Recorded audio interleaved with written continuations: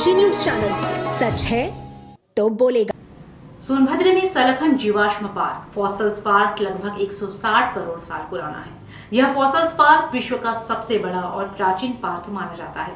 यहाँ pre Cambrian काल के जीवाश्मों के अवशेष पाए गए हैं।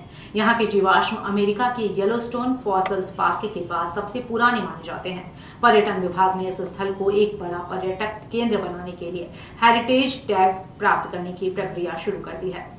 बता दें कि सोनभद्र जिला मुख्यालय से लगभग 15 किलोमीटर दूर सलाखन क्षेत्र के वाराणसी शक्तिनगर राजमार्ग पर यह फॉसिल्स पार्क है। बताया जाता है कि यह दुनिया का सबसे बड़ा जीवाश्म पार्क है जो तकरीबन 24 हेक्टेयर में फैला है। यह फॉसिल्स पार्क 160 करोड़ वर्ष पुराना है।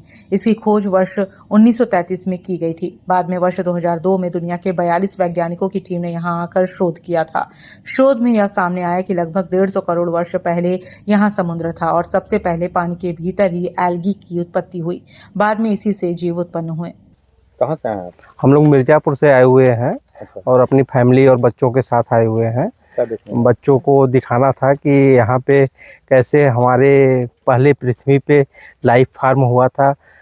लगभग 150 करोड़ साल पहले कैसे विकसित हुआ लाइफ यहाँ पे, और ये सारे समुद्र के अंदर थे। ये सब बच्चों को दिखाना था और जानकारी देनी थी। तो आके बहुत अच्छा लगा यहाँ पे। लेकिन यहाँ पे हमें कुछ और कमियां भी दिख रही हैं। अच्छा, जैसे कि हम लोगों को कहीं पानी का कोई सुविधा नहीं दिखा, कोई कैंटीन नहीं दिखा। अब चूँकि बच्चे आ रहे हैं तो इनको थोड़ा सा पार्क और कुछ झूले वूले का व्यवस्था होता तो और अच्छा लगता।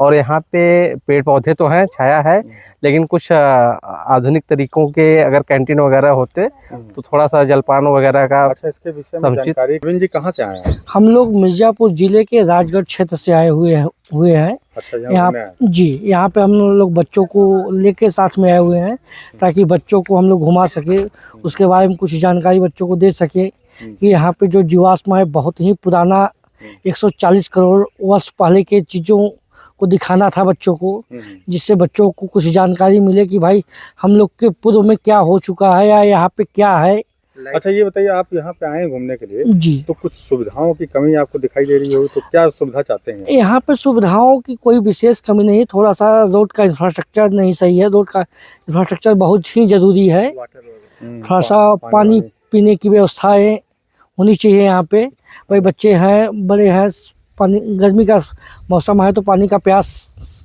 सबको स्वाभाविक सा है, तो थोड़ी सी सब व्यवस्थाएं होनी चाहिए यहाँ पे। बता दें कि इसी एल्गी के जीवाश्म आज भी इसी पार्क में देखने को मिलते हैं।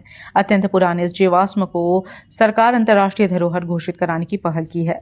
यह जीवाश्म पार्क पृथ्वी पर जीवन के विकास के आरंभिक अवस्था का प्रमाण प्रस्तुत करता है। यहाँ पाए जाने वाले जीवाश्म विश्व के प्राचीनतम जीवाश्मों का प्रतिनिधित्व करते हैं।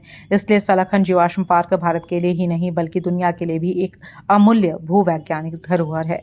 पर्यटन विभाग यहाँ के विकास की योजना बना रहा है। इसके अलावा यहाँ मूलभूत सुविधाओं के विकास के लिए 2 करोड़ की लागत से विकास किया जा रहा है। जल्द ही उस स्थान का स्वरूप बदला हुआ दिखाई देगा। इस वक्त मैं मौजूद हूँ सोनभद्र जिले के चोपन ब्लॉक के सलखन फॉसिल्स पार्क में। आपको बता दें कि सलखन फॉसिल्स पार्क विश्व में सबसे पुराने फॉसिल्स पार्कों में से एक माना जाता है। इसका इतिहास तकरीबन 140 करोड़ वर्ष पुराना माना जाता है। आपको बता दें कि ये वो फॉसिल्स पार्क है और ये वही फॉसिल्स है जिसको लेकर अब पूरी दुनिया में चर्चा होने लगी है। आपको बता दें कि यूनेस्को ने भी अपने लिस्ट में इस फॉसिल्स को शामिल कर लिया है और अब इसे पर्यटन में शामिल करते हुए इसके विकास की तैयारी शुरू कर दी है। सोनभद्र के जिला अधिकारी ने भी इसको लेकर तैयारियां शुरू कर दी है।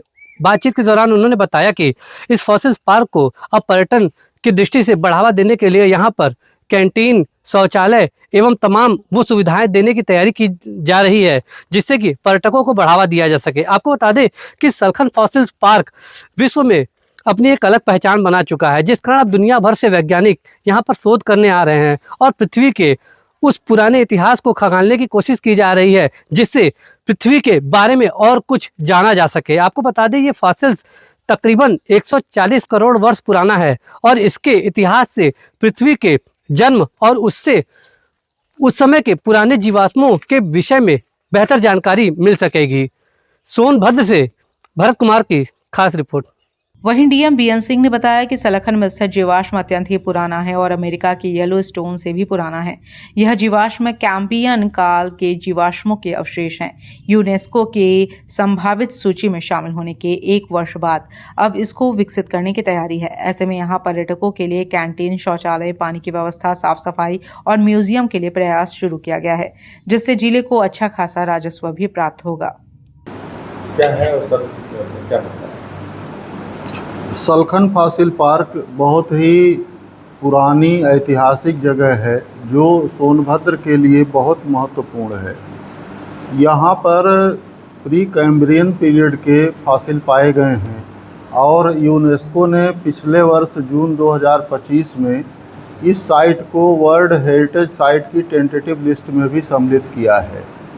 1 साल टेंटेटिव लिस्ट में रहने के बाद कोई भी जो स्थल है उसको यूनेस्को अस्थाई मान्यता प्रदान कर सकता है।